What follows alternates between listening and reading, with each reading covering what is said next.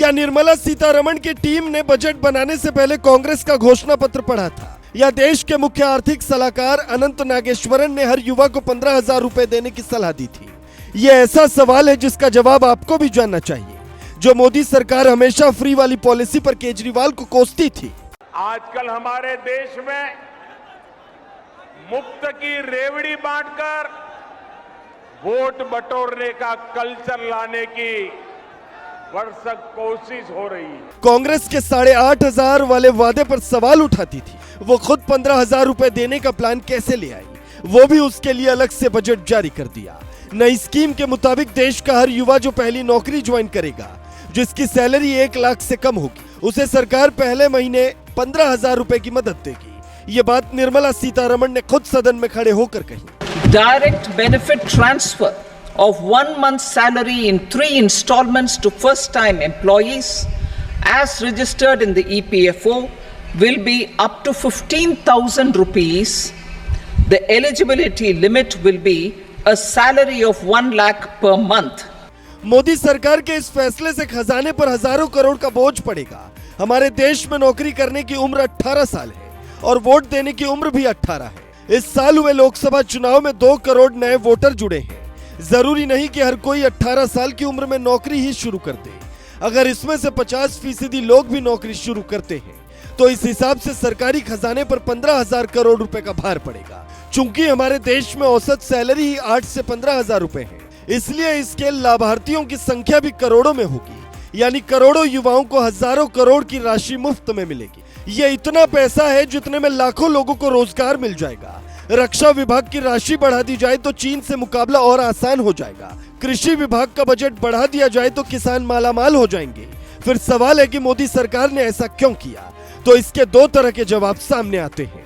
पहला ये कि 2024 चुनाव में बहुमत से दूर रही बीजेपी की आंखें खुल गई। उसे एहसास हो गया युवाओं की नाराजगी भारी पड़ेगी। आने वाले दिनों में हरियाणा और महाराष्ट्र समेत कई राज्यों में चुनाव है, वहां युवा फैक्टर्स बड़ा है, तो उन्हें साधने के लिए यह फैसला लिया हो। दूसरा ये कि राहुल गांधी ने इस देश की हर महिला को 8,500 रुपए देने का जो वादा किया था, उसका अच्छा प्रभाव कांग्रेस की वोट बैंक पर पड़ा। कांग्रेस की सीटों की संख्या बढ़ी, जिसका पलटवार करने के लिए मोदी सरकार ने यह फैसला लिया हो। हिंदुस्तान के सारे ग्रेजुएट होल्डर, डिप्लोमा होल्डर, उन सबको 1 साल के लिए अप्रेंटिसशिप मिलेगी। 1 लाख रुपए साल का, 8,500 रुपए महीने का खटाखट उनके बैंक अकाउंट में जाएगा। और हमारे जो युवा हैं जो आज सड़कों पे घूम रहे हैं, इंस्टाग्राम, फेसबुक देख रहे हैं, उनके बैंक अकाउंट में साल का 1 लाख रुपया, 8,500 रुपए महीने का ठकाठक हमारी सरकार डाल। शायद यही वजह है कि कांग्रेस के कई बड़े नेता ये कहने लगे कि वित्त मंत्री ने हमारे घोषणा पत्र के वादों को चोरी किया। राहुल गांधी खुलकर लिखते हैं कि ये कुर्सी बचाओ बजट है, सहयोगियों को खुश करने वाला, और कांग्रेस के घोषणा पत्र से कॉपी किया हुआ बजट है। ऐसे में हमने ये भी समझने की कोशिश की कि राहुल के दावों में कितनी सच्चाई है। कांग्रेस का घोषणा पत्र, कांग्रेस ने महिलाओं को 8,500 देने को कहा था। इंटर्नशिप के लिए 1 लाख सालाना का वादा था। इस हिसाब से खजाने पर लाखों करोड़ का बोझ पड़ता। मोदी सरकार का बजट, यहाँ महिलाओं के लिए 3 लाख करोड़ का बजट है। 5 करोड़ युवाओं को फ्री इंटर्नशिप देने का प्लान है।